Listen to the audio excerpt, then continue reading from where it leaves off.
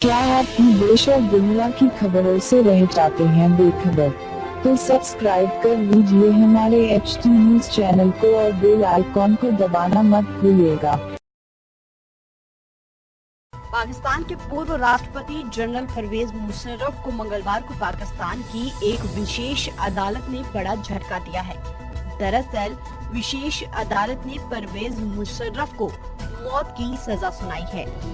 अदालत ने फैसले में परवेज मुशर्रफ को देशद्रोह का दोषी पाया है। परवेज मुशर्रफ लंबे समय से दुबई में रह रहे हैं।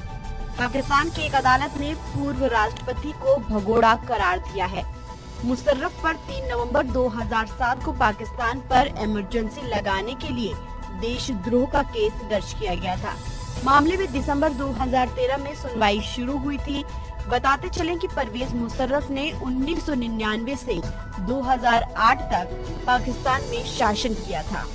पूर्व प्रधानमंत्री बेनजीर भुट्टो और लाल मस्जिद के धार्मिक गुरु की हत्या के मामले में उन्हें भगोड़ा घोषित किया जा चुका है। परवेज मुशर्रफ पर दिसंबर 2013 में मामला दर्ज किया गया था। उन्हें 31 मार्च 2014 को दोषी पाया गया था। मुशर्रफ के खिलाफ सितंबर तक सभी सबूत पेश कर दिए गए थे। हालांकि अलग अलग मामला चलने की वजह से मुशर्रफ का केस टलता चला गया। इसका फायदा उठाते हुए मुशर्रफ मार्च 2016 में पाकिस्तान से दुबई चले गए।